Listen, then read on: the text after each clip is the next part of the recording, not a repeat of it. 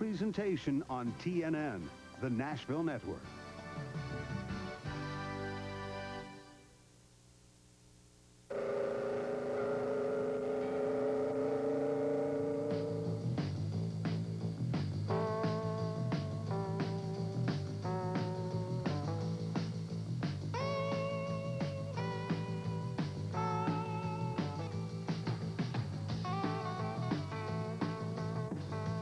When you feel the need for top speed, you've got to come to Talladega.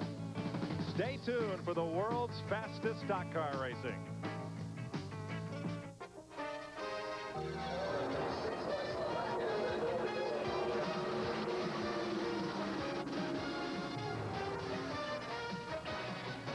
TNN Motorsports proudly presents live exclusive coverage of the Fram Filters 500K from the world's fastest speedway at Talladega, Alabama.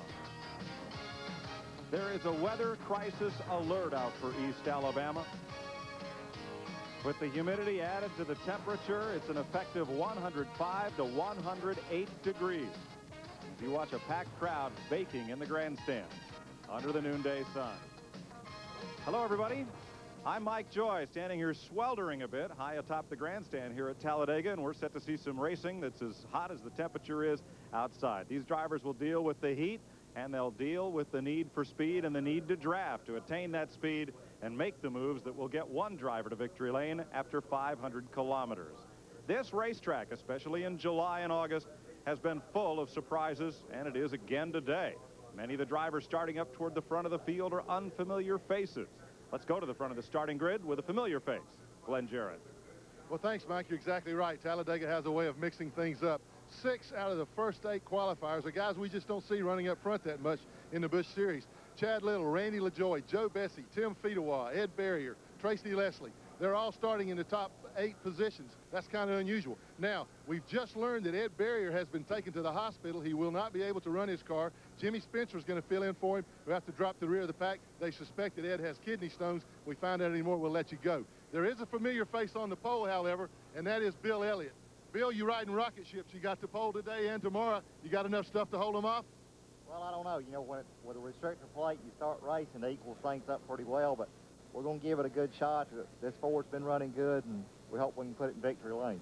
Well, he's certainly a guy to keep your eye on. He always runs well here at Talladega. A bunch of his Winston Cup counterparts are starting back in the middle of the pack. Let's go there with Randy Pemberton. There's a bunch of them, Glenn. There's 7 starting outside the top 20, including Dale Earnhardt, 22nd.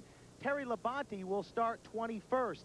Now here positioned in the Pennzoil Pontiac in the 23rd starting spot, Michael Waltrip. He's got some ice on his chest. He's won the last 2 Busch Grand National races. He entered. Mike, it's hot in the car, but can you go to victory lane? That's the question. Well, we think so. The car ran real well in practice yesterday. Obviously, we would have liked to have qualified a lot better, but we're stuck back here in 23rd for the time being, but I got some good partners around me, so I think with the help of Earnhardt and Terry and Sterling, we'll probably put the Pennzoil Pontiac up front before too long. Okay, good luck. That's exactly right. You're going to have a dancing partner to get to the front of the field today. The Winston Cup drivers might be able to hook up, but it'll be a slow waltz to the front. Mike? Well, thanks, Randy. TNN's proud of having all active racers up in the broadcast booth. I went to Watkins Glen last week, Pocono next week, but this week the big guns went at it. Neil Bonnet climbed back into a Winston Cup car for the first time since April of 1990. That Mom and Pop's Goodwrench Chevrolet is a virtual twin to the one Dale Earnhardt will drive tomorrow. And Neil, glad to be back in the saddle, will start 20th in tomorrow's Die Hard 500. Welcome back. Buddy Baker has been doing some testing as well for the Jeff Gordon team, and so they brought a second car here to Talladega. It was very quick in practice, but after rolling through inspection, NASCAR had to make some changes to the cowl that took 2 full seconds off the race car, and it failed to make the show. But for this race, they're up here alongside me. And, fellas, what are we going to look for today? Here's from 2 guys that were just out there a couple of hours ago getting at it. I tell you what we're going to look for, some way to cool off. It's as hot as I've ever seen it in Alabama. And at this racetrack this time of year, it's always punishing to the drivers. But, Buddy, I don't think I've ever seen it this hot in a race car. You're right, Neil. It is some kind of hot, folks. And I tell you something else. They're going to have to watch the water temperature out there because it will creep up when you're in the draft out here. And you also have to position yourself where you got that always in contention and ready to make a move there at the end of the race. I tell you one thing you got to be careful about making those moves, buddy. This draft is so effective with these little 6 cylinders, these restrictor plates. You better have your partner, like Randy Pemberton said. You better have somebody to go with you. You make a move, you don't get some help, you go to the rear, and it's not easy getting back to the front. Well, fellas, everywhere you turn here at Talladega, there are memories of Davey Allison. Last week at Pocono, there was a moving tribute to the 32-year-old speedster who lost his life in a helicopter crash. But Talladega is home to the Allisons and to Davey's career. He started his first Superspeedway race here in ARCA, won his first ARCA race here, started his first Winston Cup race here, and won his first Winston Cup victory here. In all, 4 ARCA victories, 3 Winston Cup victories, and an IROC win. 8 wins at Talladega tops all drivers. He won in 3 different major series. That tops all drivers. And here in Alabama, the scene of his greatest triumphs and final tragedy, we join with the fans from around the country who mourned his loss. That old man raised his glass and said, at least we've had our chances. There's those who never have. So here's to all the soldiers. Today's exclusive TNN coverage of the Fram Filters 500K is brought to you by Allied Signals Fram Filters. You can pay a little now or a lot later.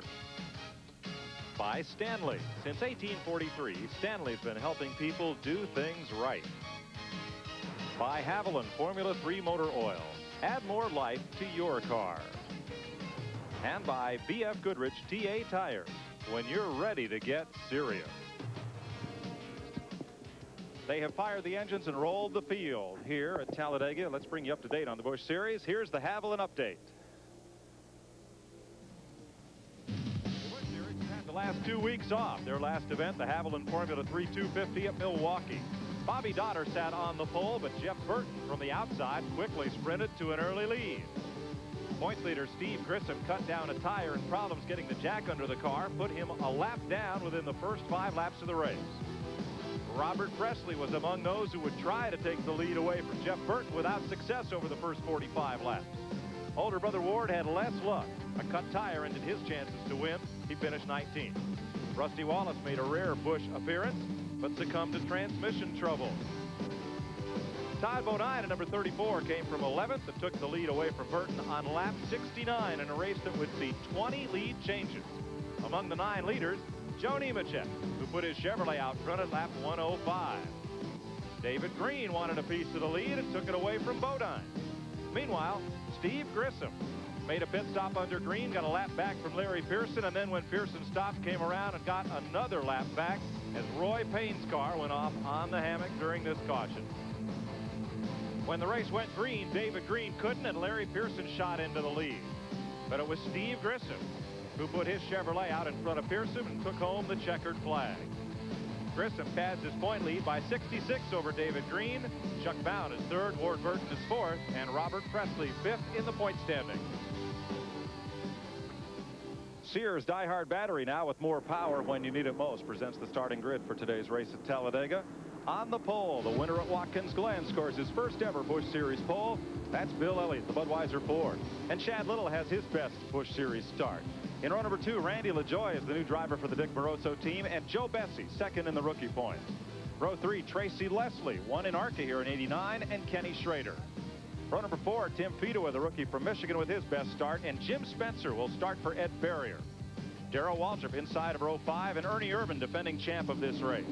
Rodney Combs finished 8th at Milwaukee. Dale Jarrett has 8 Busch Series wins. Jack Spray got a top 10 at Martinsville, and Joe Nemechek, the '92 champion. Tom Peck, 7th in the point standings, and Jeff Burton, who won at Myrtle Beach. In row 9, Richard Lassiter ran 10th at Daytona, and Robert Presley with 2 wins. Todd Bodine, who won up at Dover, and Larry Pearson, twice national champion in the 10th row. Terry Labonte, the Watkins Glen runner-up, and Dale Earnhardt, who dominated Daytona.